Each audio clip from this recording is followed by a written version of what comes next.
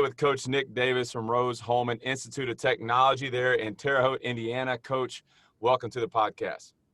I'm excited to be here. Listened for a long time. I think you're doing a great thing for the football community, and it's awesome that this is geared towards the big guys on the defensive side of the ball.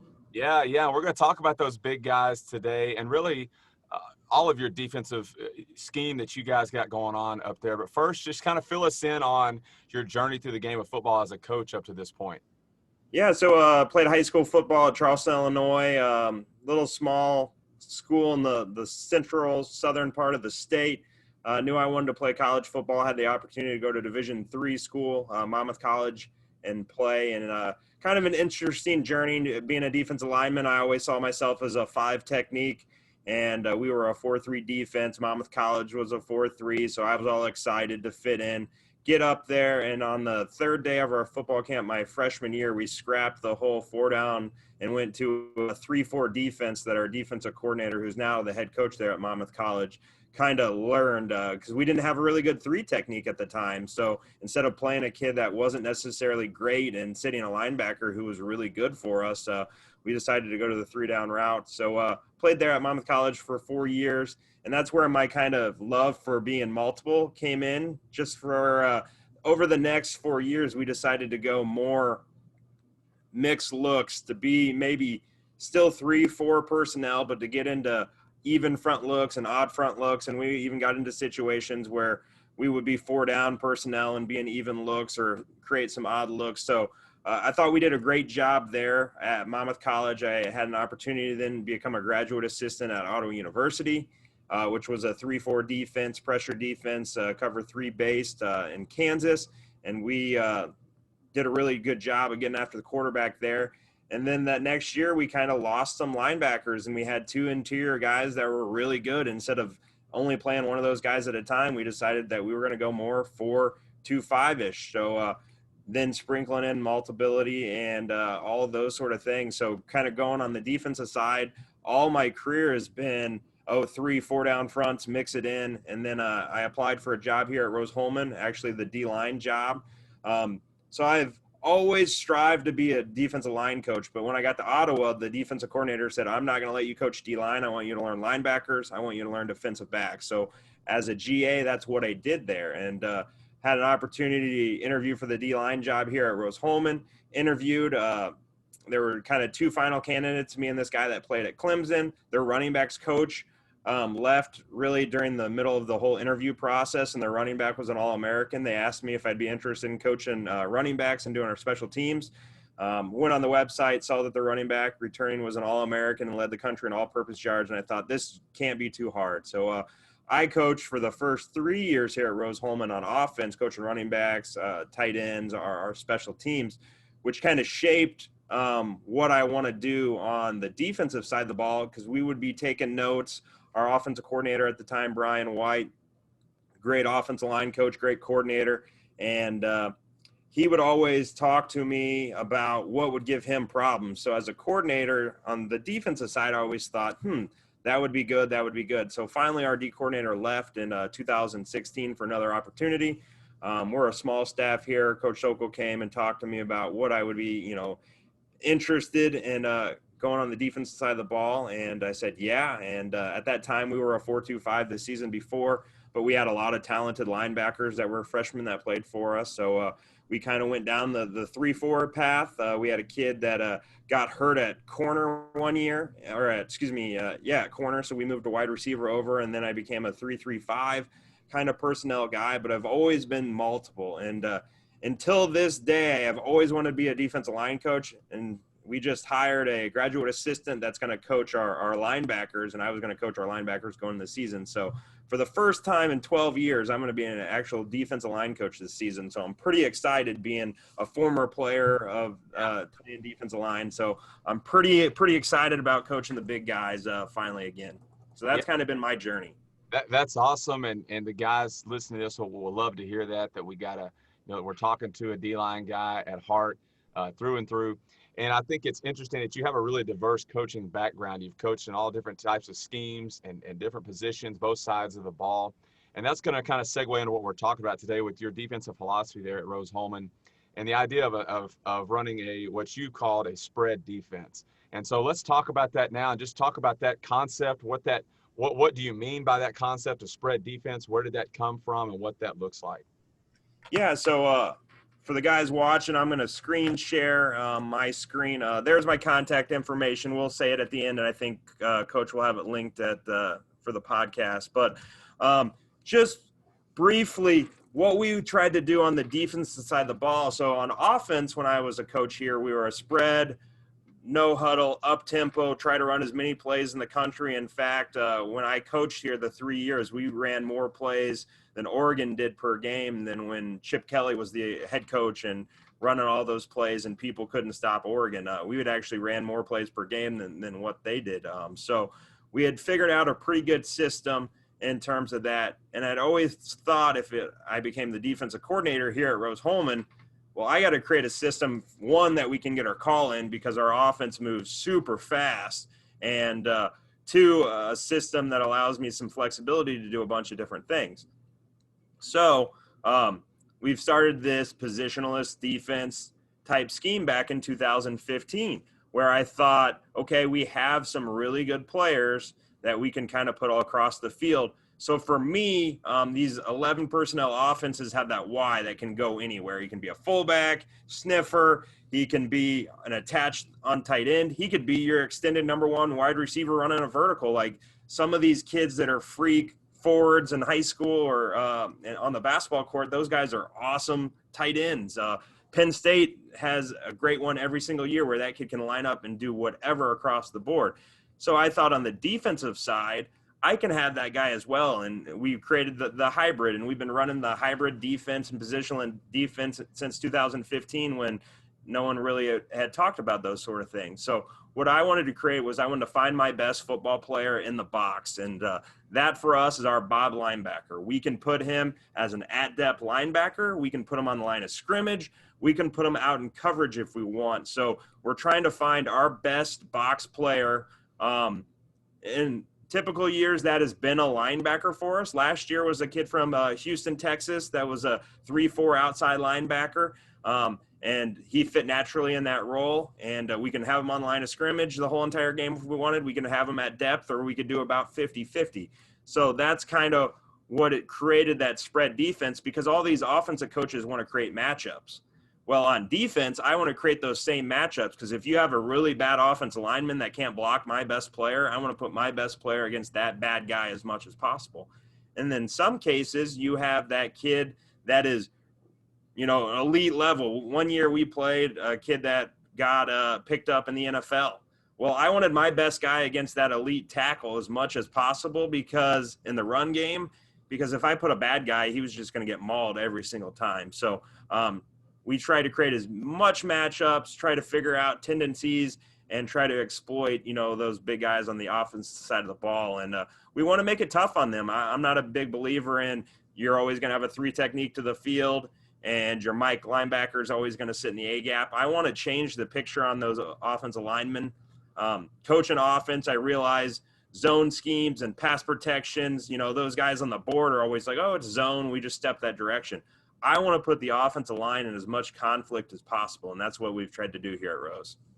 Now, when you say all that stuff, it trends right with all the guys that I've talked to since doing this podcast, and I think the common theme throughout has been that as a defense, you have to put yourself in a position where you're dictating to the offense.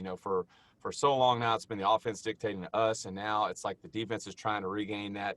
I guess that the control there and say, no, we're going to dictate to what the offense make the offense, game plan around what we're doing there.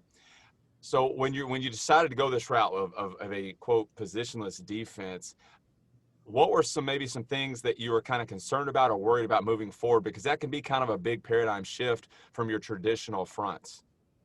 Yeah, no, I don't think I ever hesitated just because that's what I knew. We were always teaching some linebacker wherever I had been to play on the line of scrimmage. That's the one big thing that I picked up at Ottawa University is we were going to teach everyone in our program how to rush the passer. We were going to teach everyone in our program how to get off a block from a tackle or a guard. That way you could find, there's always going to be some big safety that may not run the best, but maybe he could be a dude linebacker for you. Or there's always that linebacker that, maybe he's not great in coverage, but he can put his hand in the dirt and, has a fast get off, and he can be a great 5 technique for you. So that wasn't anything that I was necessarily nervous about, because that is, was the last really 7 years of my coaching and playing experience was that hybrid defense. I know we're going to get to some clips here and really kind of get into the nuts and bolts of your defensive structure and what that looks like. And so this question will kind of lead into that. But, you hear it said from defensive coordinators that, if you want to be successful, you can't run. You got to call it defense, not defenses. And so I'm just thinking as if I were a critic of this philosophy. That guys say, well, you don't have anything to hang your hat on, or what's your base structure? So go ahead and answer that question for us. What is your base structure that you guys are hanging your hat on? Yeah, if I had to sum thing up, I would say we're going to be really 4-2-5 principles at the snap. For the most part, we're always going to bring a 4th rusher. So we're going to get into an over front or an under front like a traditional 4-down team. It's just we can now create that front with any of our 3 linebackers and the 3-3-5 system. So that's kind of where I think of, if you gave me, one defense to play the whole entire year, I would pick a 3-3 stack and be able to bring any of those 3 linebackers and play one coverage the whole entire year. And you can be super multiple, because you could bring different blitz packs. You can bring your linebacker in the C, the B, the A gaps. But at the end of the day, it's just you're turning into a 4-down front on the snap. And then with that ability, you can walk down any of your linebackers to create a 4-down snap or 4-down front before the ball is snapped. So I think the versatility of, we're not necessarily bringing 5 and 6 and playing 1,000 different coverages. It's really, at the end of the day, we teach a system where it tells all 6 of the box guys how to line up. And then we have really blitz path rules where it tells everyone in our box where they're going to end up once the ball snaps. So we are really simple. And again, I have really smart kids. They're engineers, but I think a kid with a 12 ACT could run our system pretty efficiently. We're pretty simple, but we're going to create a lot of complex looks for the offense. So talk about, let's just go ahead and get into your clips here, and let's just walk us through your defense, beginning with the front and working your way back. Yeah, so everything for us starts with a front. And when I decided on this defense, the first thing I figured out was, if we're going to have 85 different fronts, I really don't want 85 different signals. So how we handle it is we yell in the front to our defensive linemen and we echo it. And that's what our offense does to get the play in faster. Instead of signaling in a formation, they'll yell it in, and it gets echoed across the field. So we do that on defense. Now, I'm not playing in Alabama where there's 100,000 fans. Right. So how I would handle that would be probably a wristband operation, because we are running 85 different fronts. We can. Within a week, it may only be 14 fronts, but in our system, we can run everything to the field, to the boundary, to a tailback, to a Y, away from a Y, away from a tailback, to the right, to the left. So really, every single front structure we have, we can do about 8 different ways, and then we have variations off of that. So that's kind of how we start. We yell in the front. We will signal in our movement, which is our blitz path, and then we signal in our coverage as well. So for us, all 3 down fronts all birds tell us that we're going to be in a 3 down front, okay? So for this example that I'm showing, this is our Falcon front, telling us that we're going to set our bob and our tackle. So for us and our system, our bob and our tackle and our will really all travel together. Our mic, okay, our nose guard, and our D end travel together. So for me, if I want to set our front to the field, a bird, all right, that starts with an F is a Falcon. So everyone in our system knows, okay, we're getting into our 3 down look, and we're setting this to the field because Falcon has an F, field has an F, okay? Now, along with that, if you got in a special game plan and you wanted to say, let's set it to the tailback, and this is where I got to get really creative and I got to learn the animal kingdom, is albatross is a bird that starts with an A. In our system, we call the tailback an A. So we could say, hey, Bob and tackle, you guys set our 3 down front to the A, the albatross. Buzzard would go to the boundary for us. So we would set our Bob and our tackle to the boundary. And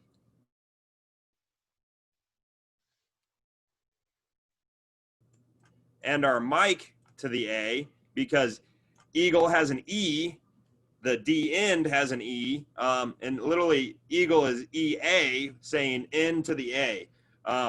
We can go to a Y. I know this clip is just 10 personnel, but if this guy, for example, was a hybrid tight end, 11 personnel, and that's the Y, we can go Yap, which is saying, let's put our Bob and our tackle to the Y, because Yap is a bird that no one had ever heard of until I talked about it. And the opposite of Yap is Mallard. We could put our Mike and our end to the Y, and then we have the ability to go right and left with it. So I like right and left in a pass rush situation. Maybe there's a bad left guard or left tackle. So now I can create my matchup. So I'll go Raven, starts with an R, put our Bob to the defensive right to attack one of these two guys on the blitz rush, all right, the blitz path, or a lark is a bird. We can go left now and put our Bob over here to the left with the tackle and create our matchup. So within just a simple way of going a 5-0-5 with your stack backers, I've created 8 ways to create matchups. Does that make sense, Coach?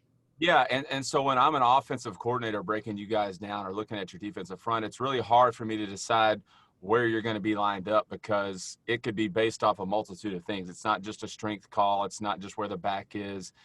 It really is about creating matchups. So I guess if I'm an offensive coordinator, I'm looking at, all right, who are my weak points or where are my weak points? And that could possibly be where they're going to try to line up. But again, it's a guessing game. It's not like your traditional where they're going to set, they're going to be in an overfront. They're going to have the 3 to the tight end or 3 to the field. So this is what we're going to run weak or whatever. So it does, I would imagine, keep them off balance and keep them guessing as far as, from an offensive game plan standpoint. Yeah, and for us too, like, this kid is a better pass rusher, the Bob, and the Mike's a better run fitter. So if it's a run situation, I might be trying to create a matchup where I got this guy attacking the line of scrimmage because he's more physical, bigger run stout guy. And now it's a pass situation. Now I'm attacking your worst guy with the Bob. So the Bob might be all over the place. And how I got to this, when we first started, we just kind of set the Bob always at the boundary, and we lived in that world.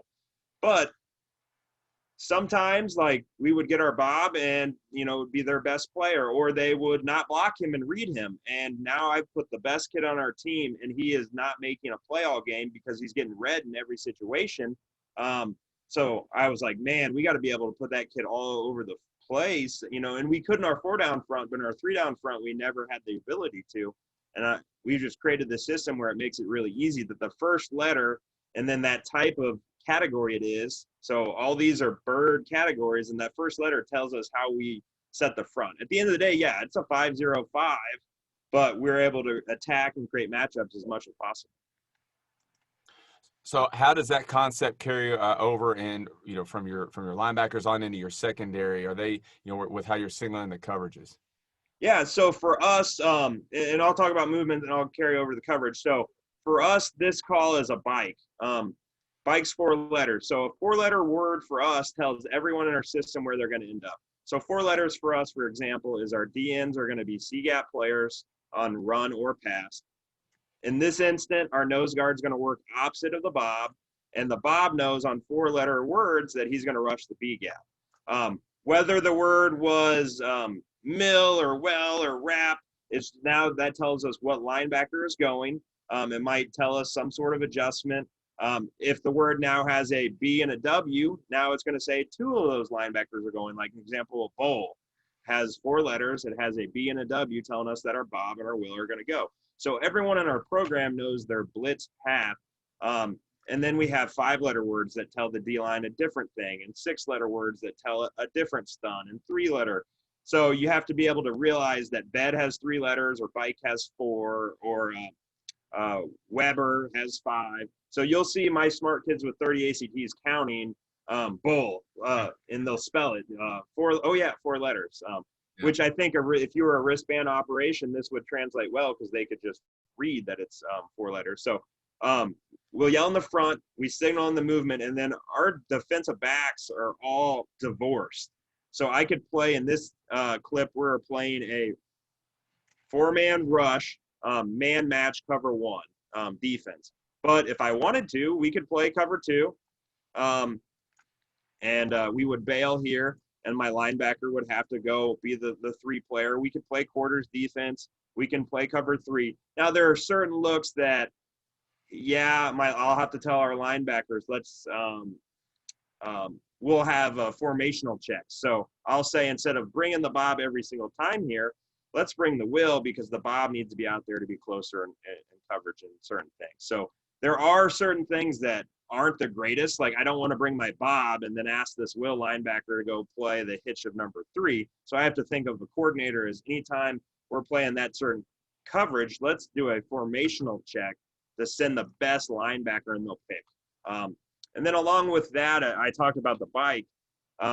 We have words too. So I can make sure, in this case, this game, we call this an ante. So ante is a 4-letter word. We're bringing the linebacker to the A, because ante has an A and ante has a T. If I wanted to bring a guy away, our call is actually away, because it has an A and a W. So everything's built in our system where we can bring a single backer or multiple backers based on the call, but we also have the ability to bring a guy to a tailback, away from a tailback, to a tight end, away from a tight end, or we have an ability to bring the guy that's best for the coverage, so a formational check.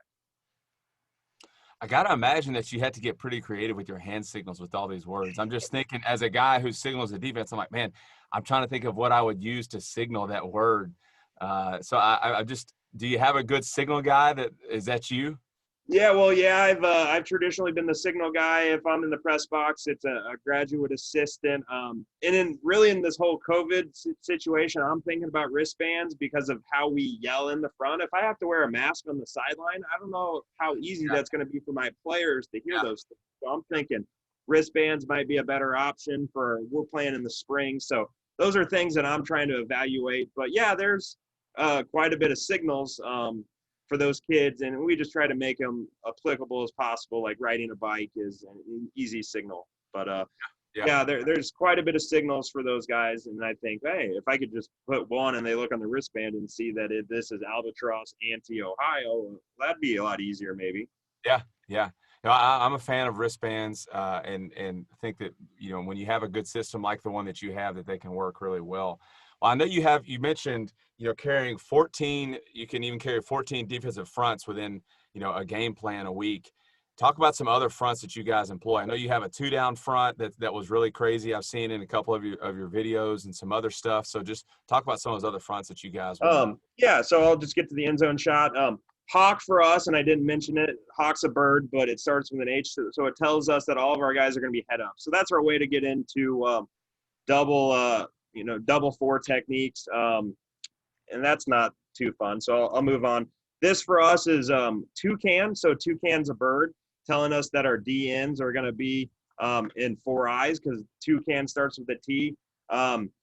Inside the tackle is a T. So again, we're able to get into, this is the tight front for everyone, and we're sitting here in our tight front, and we're going to play a cover 2 defense. And our linebacker, picks this hitch because he's in a good situation, that he's a C-gap run fitter. We're playing cover 2. He's an inside 2 player. And the quarterback just kind of rushes that throw, and that's a freshman linebacker for us, creating a great play. We also have the ability to shift quite a bit. So this for us is pretty easy. So what I can yell in is a word. We consider this an express call on defense. So we'll line up in any sort of front we want. We give our kids a lot of freedom, and then they'll yell shift. And we actually have tryouts for the guy that has the best Batman voice. And we'll try to see if we can get, a free 5-yard false start from the offensive line. But the kids know that, hey, we can line up in whatever front we want, but before the ball snapped, we need to get in this certain front that Coach Davis wanted. So I will show you the end zone. So we just line up in a bear front. This was a team that they always pistol. They would clap and go to offset. So we knew we could mess with these guys quite a bit. So this is just a basic 5-0-5, but we made it look like bear. Maybe we could get a check. And then this is an example of a 6-letter movement for us. So we get a linebacker off the edge. Our 5 technique becomes the 3 technique. Our nose works opposite, and our 5 is opposite the other gap here. So here's an example of now we can get into. So our insect fronts for us tell us we're going to have a 5 technique. We're going to have a shade, and we're going to have a 4-eye. So this is my bob and my tackle. Our tackle for us is more of a 3 technique guy because as much 4 down front we're going to get into, we're going to walk our bob up in line of scrimmage, and that guy is going to be, so he's a hybrid himself. He needs to be a kid that can play a 5 technique, but he also needs to be a guy that's big and stout, and you're going to, he's going to get double teamed a bunch. So for us, we call this a beetle front because our bob is set to the boundary. Beetle is an insect telling everyone in our front structure that, hey, we're a 4-eye, a shade, and a 5 technique. So then we try to mess with offensive line zone schemes. So we did that to bring my tackle back to a 5, have my nose try to cross the face, and bring the mic here in the B gap. And what that created was a mismatch where now no one blocks my will linebacker on inside zone, and that's a heck of a play for us. And we've just tried to create as much confusion as possible. And they were running RPO and taking this structure anyway, but we put this guy in a lot of conflict. He didn't know who to block here because his playbook probably told him to block 43, and then he's probably like, oh crap, 47 is a huge threat here. Right. So we're able to create matchups. Again, with that, we can put that guy, the 4-eye, to a tailback, away from a tailback to a tight end. Here's another example of we'll teach all of our linebackers. Same thing. So here's our bob. Now he's walked up in the same front. We're in our beetle front. Actually, this is fly. Excuse me. Our bob is over here to the field. We'll have our tackle reduced down this week. Here's our 4-eye, and then here was another linebacker. We were in a sub package. But just trying to create different matchups here. For us this week, this kid led our team in sacks, and he's typically a nose guard, and we just bumped him to the tackle position, put him in a 4-eye, because we thought we would get a man protection over here, and he ends up getting blocked, and we were wrong actually on the man protection side, but what we created was a great matchup over here with our freshman kid from Houston, Texas, there to get our sack. Here's another example of we were 3 down, and then before the ball got snapped, we got into that hybrid front where we are a 4-eye, a 5. We actually MA, our nose guard should be a shade over here. But they all follow the blitz path rule. And for us, this is a 3-letter word. So 3-letter words tell these guys to pinch the B gap. Our nose guard is going to work here. My Will's responsible for the other opposite A.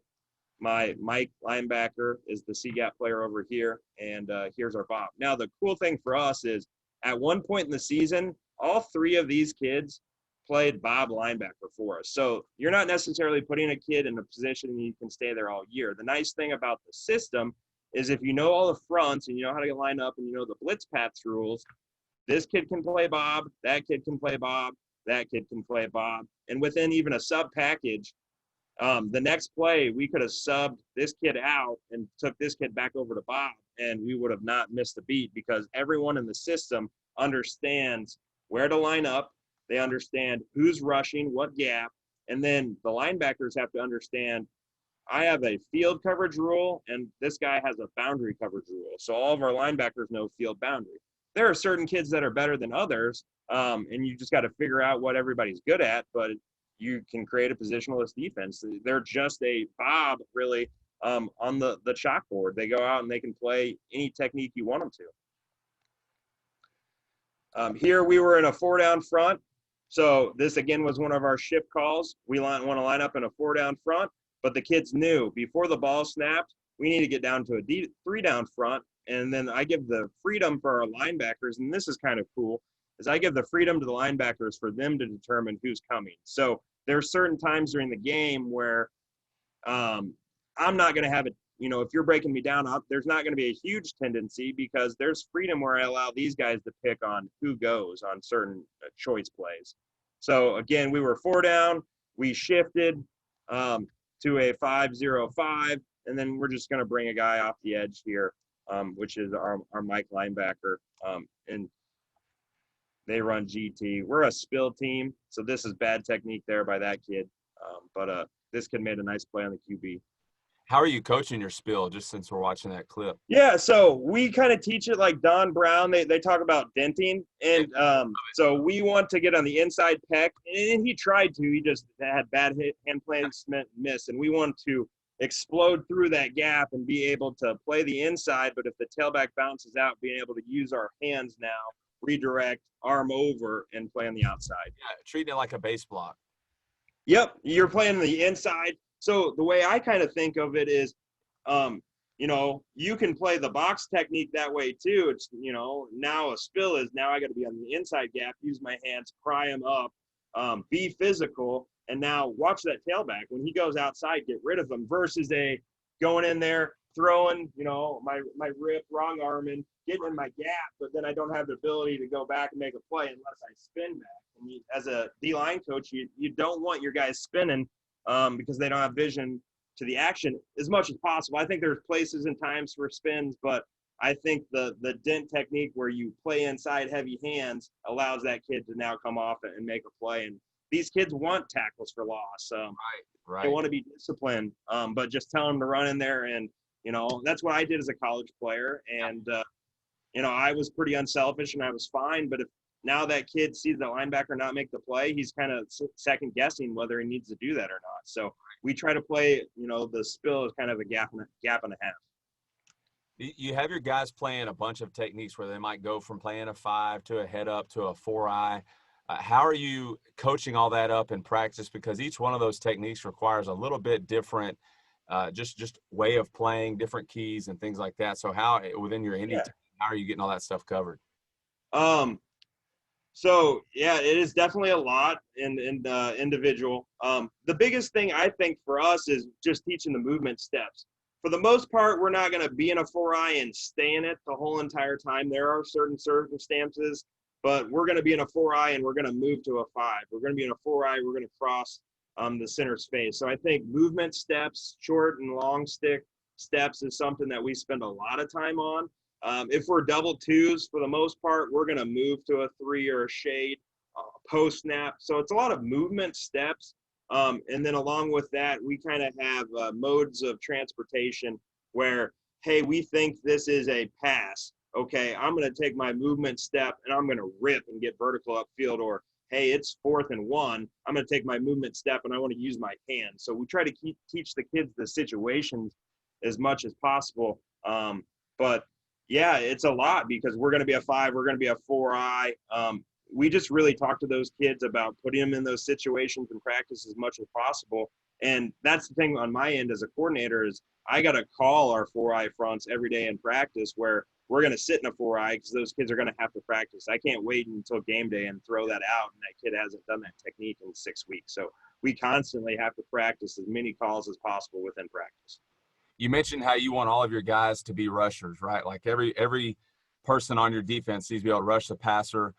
How are you coaching that? Do you do that with a circuit? How do you do that with your guys?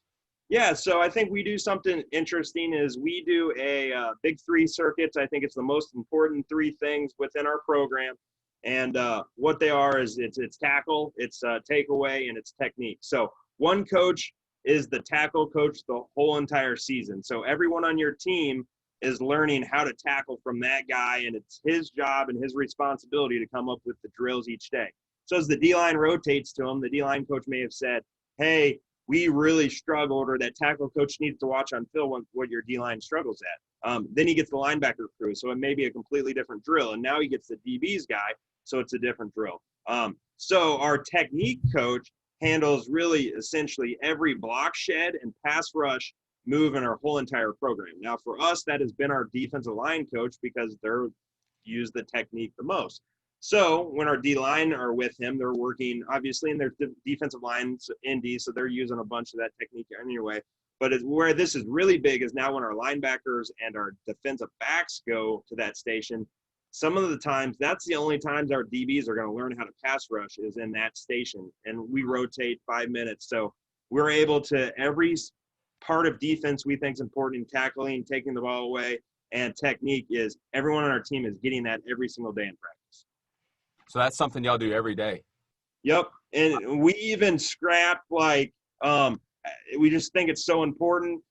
Even on a Friday walkthrough, it's, now we're tackling, with on our knees or, we kind of tailor based on what we have dress wise, what we're doing. But we think it's important that, and what I've told my young coaches is that, okay, we've already done tackling. Maybe you don't need to do another tackling drill part of your indies. So each of us on the coaching staff kind of get together and say, hey, I'd like to do this in Indian tackling. Can you do that a part of your tackling circuit so we can kind of use maximum our effort? But we feel like if we're good in all three of those areas, we got a good chance to win a football game. Yeah, no doubt.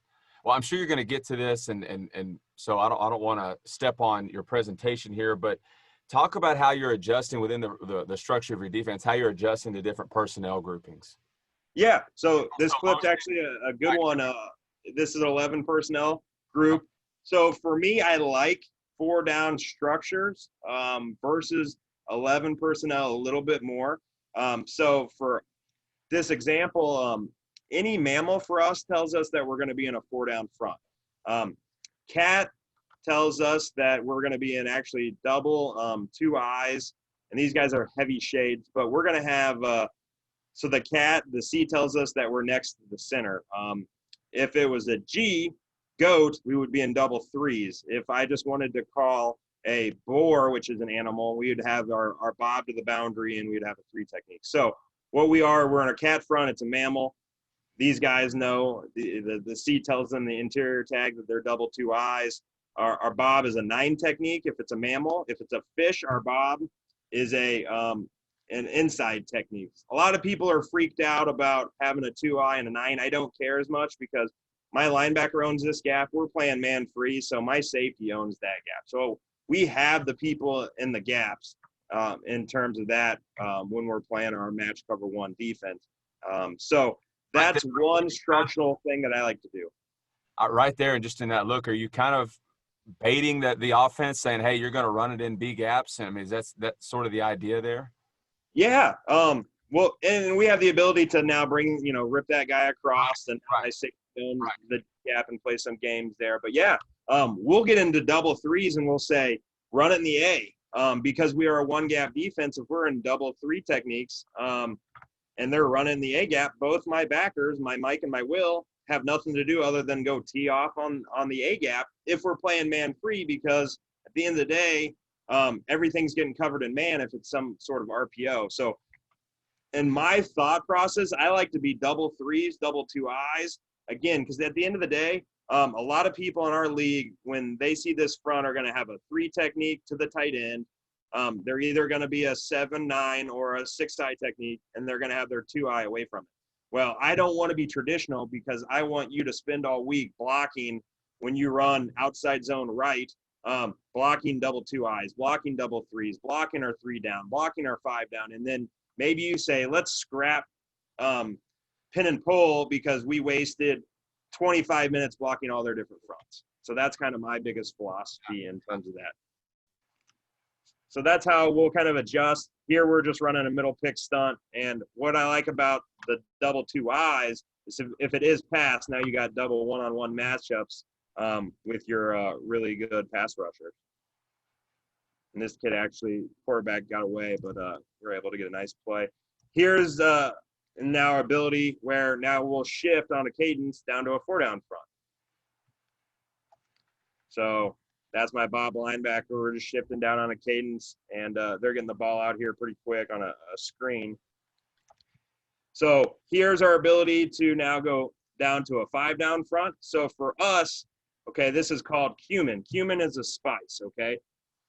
So what we have to tell our D linemen is cumin is cat, okay? Because cat starts with a C, cumin starts with a C. But the spice now tells my linebacker to walk up on line of scrimmage. We used to get into movement calls where my linebackers had to memorize what was called and they had to know when to walk up on line of scrimmage. I said, let's scrap it. Let's just create a new category. All right. And now everyone in our program knows, hey, it's cumin. This is cat for everyone else. It's same as. There's so much same as teaching in this whole entire system where now this guy just has to know, okay, I walked down on line of scrimmage because it's a spice. And in this situation, we were playing a quarters defense. This is Mount Union. They've won 13 national championships. They kicked our butt, but on this play, we actually got a sack. But we're running the same play we ran before, just out of a 5 down structure. We're picking the center, but now we're just playing quarters defense out of this. And we're able to get a nice play there. Here's your traditional we're in a 5 down front again, excuse me, with our linebacker, and he bailed out because we were playing a quarters defense, and he didn't feel good about his coverage responsibility. But we try to get into 5 down looks, and what I felt like is we did get a big on big check protection here. And then we ran our stunt on big, which we felt was good, and we're able to get the sack. Yeah. So maybe in a traditional year, they may have, if we were a 4 down front, slid over here because they know this is our heavy stunt side because this is our lead linebacker. But we got them into a big on big check by getting into a 5 down front. Now, would that linebacker ever walk up and stay there and actually play that gap from the line of scrimmage? Yep. And we teach all of our linebackers 3-point stances, 4-point stances to see what they're comfortable with. We teach them the 2-point stance. Yeah, we'll let this guy come here and rush because sometimes they won't, molly it and go big on big. They might say, hey, we'll let our running back take this guy. We'll free release our running back. So we want to take advantage on any sort of free runner in the A-gap. So that's on my part as a coordinator to try to figure out each week, what is this team going to do? Are they going to go big on big and we can drop this guy out? Are they going to go big on, or are they not going to go big on big and just let my A-gap rush guy go? Then let's take that matchup. Here's just an example of our 5 down front. So for me, here's our linebacker, and then these are all defensive line. We've subbed to a 4D line package. Again, it's a positionless defense, and we're just running twists. So on paper, the offensive line coaches are going to say, oh, full slide shot protection, you can't stun into the slide side. Well, I want to beg to differ, okay? Put these dudes in conflict as much as possible. Because to me right now, this doesn't look like all these offensive linemen are working in unison in one direction. This guy's got bad eyes, which alleviated to a breakdown in the protection. So just because on paper you're going to say, oh, full slide, well, make them earn it, all right? Put those dudes in conflict because those offensive linemen, they're eager. They don't want to just slide some direction and not do anything. They want to find work. And when they go to find work, that breaks down the whole entire protection. Here's an example. So our kids knew that Gatorade for this week was, okay, we're going to line down in a 3 down front. When the quarterback gets to snap it, we're getting into a bear front. And I know we're running out of time a little bit, so I'll get down to our 6 down front, which is kind of our pass rush baby. Here was, again, the same team. We get in our 5 down front. We thought we'd get big on big. So we bowled the center and ran double ET stunts on the outside. And that's a whole nother podcast of how we run our stunt, but it's very similar to Larry Johnson. We're going to chop, rip, post, and then we're going to be violent upfield. And then really a lot of times you'll see our 5 technique really club the 3 technique and rip off that 3 technique's butt. But over 5 years, 25% of our sacks are on this stunt right here. And we can get to it from 3, 4 down, 5 down fronts. Here was, now we are shifting to a 5 down front. You get the solid look from the center right here in the clip. So our kids kind of know that we're probably going to get full slide based on the tendency. This was big on big. But we created a matchup with our nose guard who led the country, our nose guard is over here because we sub. We've created a matchup where this kid was kind of the weak link in pass pro. So I got my best pass rusher against that guard and a big on big, because we feel like if we can get big on big and you can win 2 of the 5 battles, you can change that quarterback. If you can only win 1, well, in this situation we did, you better win it really quickly. And that kid did a nice job there. So here is our 6 down front. So all of our 6 down fronts are named after fruits. Here is our orange front. So we're really in a normal 4 down front. And now our linebackers, because orange starts with an O, are walked up outside. And what we're going to do is drop these dudes out based on coverage. And this ends up being a screen, so we luck into it pretty good. If we were playing cover 0 and bringing all 6 of these guys, we may have been in trouble here.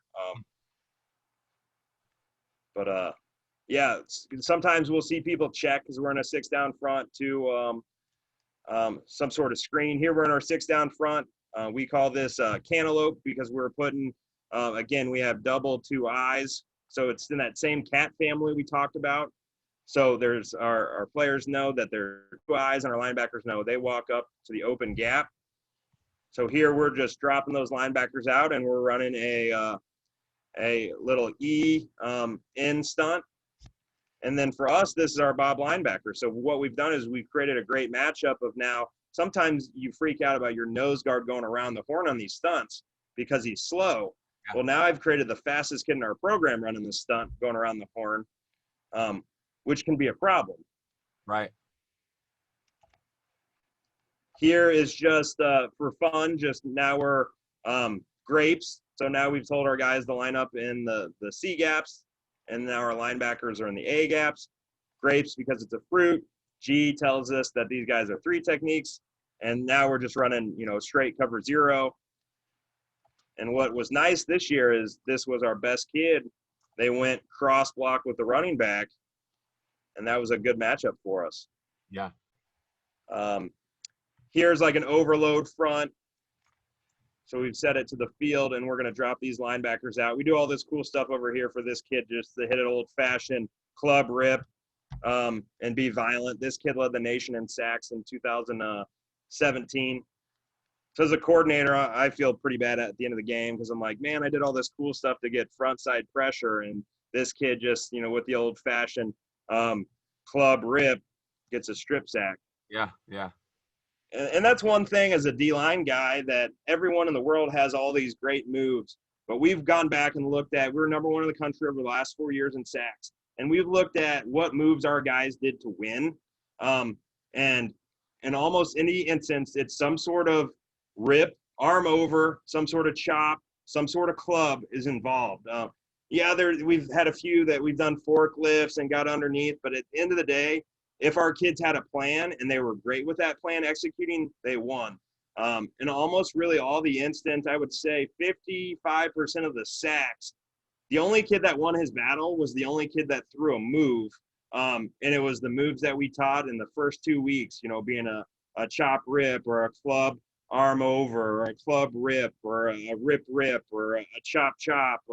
So they're not the most fancy moves in the world, but the kids are confident in it, and they're throwing it. The kids that don't throw pass rush moves don't get sacks. It's not a huge coincidence that the kids that throw the moves get the sacks, and the kids that don't get any pressure. So that's one thing that we've learned over the years. Amen, Coach. I mean, that's we're all guilty of getting caught up in all the latest, greatest pass rush moves, and trying to put a bunch of those moves on kids, and kids get caught up in that also. But it is those basic moves that if they can develop one really solid pass rush move that they feel comfortable with, and then a counter off of it, that they're going to be in good shape most of the time. Well, I want to ask you this before we get you out of here, because I'm just thinking about watching all these clips of your guys, and there really is not a huge difference between what your DNs look like, what your linebackers look like. They are these hybrid type kids. How does that affect the kind of kids that you guys can go out and recruit now? Yeah, no, and I think the thing that helps us, the biggest thing is now I really only need a 240, 250. I only need one of those guys. Or, hopefully I can have two or three. But at the end of the day, those kids are playing offense for us, which is awesome. So now I can go recruit a bunch of high school linebackers that, maybe big and physical, but they don't run the fastest. Well, we can teach that kid to put his hand in the dirt, and we can teach him to get after, the quarterback, or, one of our best kids we ever had was a high school safety that came here and played safety as a freshman and stunk. He moved to D-line and started for 4 years and was our senior captain when we went to the playoffs. So it allows us to recruit a bunch of kids. And, yeah, our kids, are anywhere from 5'10" to we got some kids that are 6'4", anywhere from 180 to 240 pounds in our box. So we have a bunch of speed. Really and people might do it now if they listen to it, but people don't run outside zone on us just because we have a lot of speed on the field. If anything, people are going to try to attack us downhill because we have some smaller guys on the field. Right. What would you say to guys who are like, yeah, that's nice, they can do that, but I don't know if we could do that at our place, or maybe someone who's thinking about going this direction with their defense? What advice would you give them to someone who's maybe thinking about doing that? Yeah, so, we're year 6 of doing this. So when I started off, we didn't have 8 different ways to set 3-down fronts, and we didn't have ways to, get into, 12 different ways to get into 4-down and 5-down. I would say just dabble in it a little bit. If you're a 4-down team, get in a way where you can get into the front and just create an over and under front like you would play in a game with that sort of package and dabble in it. And then over the years, if it's something that you get really interested in, then you can find ways. I think the fact that I came up and I was mentored by a great offensive coach in Brian White that kind of had all the answers to block everything. So I try to make his life, as hard as possible as an offensive coach with creating things that I know would have gave him a little bit of a challenge. And he would have to, in a game week, explain to these kids, well, hey, we got to change our rules a little bit this week because maybe just because there's a 0 doesn't mean they're necessarily an odd front. They may have a 0 and a 3 technique and 2 5s. We need to count that as an even front this week, guys. So now he's talking about that with his guys, and that's less time that he has to focus on maybe, man, this kid's a good spin move. This kid's great with his chop. Like, I've taken our scheme and I've made him kind of overload on what he has to do in terms of preparing for the scheme that maybe he's not watching who our weak link is and what our kids' moves are. Yeah. Well, Coach, we'll get you out of here on this one. I want to give you a chance to shout out. No doubt you've been around some great coaches that some you've already mentioned, but just give us a few names of some guys who currently aren't on staff with you, but guys that you've interacted with, maybe you've coached against, who you respect for the way that they coach and get after their guys and the way that they prepare. Yeah, I think 2 guys that come to mind right off the bat is, really 4, but Scotty Cole. He's at Alma College. Jason Palmatier is at Center, Division III school. DJ Bland, coach for us, he's at Missouri S&T. And Ahmad Smith, who's at Western Kentucky. All 4 of those guys were young coaches that came to me to learn the system. But I've learned just as much from them since they've stepped away because they come back and they say, hey, maybe I wasn't sold on this that you did, but going at this place, I think, yeah, there's got a place. So it's kind of nice that some of these guys are branched off, but they've used the ideas that they learned here at Rose-Hulman. So I think those are 4 of the best young coaches in the country. Somebody I go for, influence as I'm trying to learn new things is Don Brown at Michigan. Like everything they're doing with the Cover One stuff that we've done with Cover One since 2015. And he's done a great job at getting after the quarterback and creating a lot of sacks and create a lot of havoc. So I try to go find anyone that's an expert in creating as much havoc, tackles for loss, and sacks. And I try to study those guys as much as possible. And with our system, I feel like we can fit a lot of that stuff in. Like I have a little tab in our playbook of these are things that Don Brown can do that we can do in our system. And this is what we'd call it. And this is what we tag it. I kind of have that put away for a certain week of the season where, hey, I think this might work. Yeah. I got a chance to hear Coach Brown 3 or 4 years ago at a clinic come and talk and really loved the things that he had to say. And I think that's where I first figured out or heard about, denning pullers is what he was calling it. And he had some other really great drills and just some concepts that those guys do that we've since incorporated into things and the way I coach things. So yeah, love Coach Brown. Well, Coach Davis, thank you so much for taking some time to talk with us today. It was very insightful. Love the stuff that you guys are doing. We'll have links to your YouTube channel in the show notes of today's episode, but thank you so much and good luck to the Fighting Engineers in the upcoming season. Good luck this season, Coach, and stay safe down there. And hopefully you guys got some engineering students for us either this year or next year, all right? All right, perfect.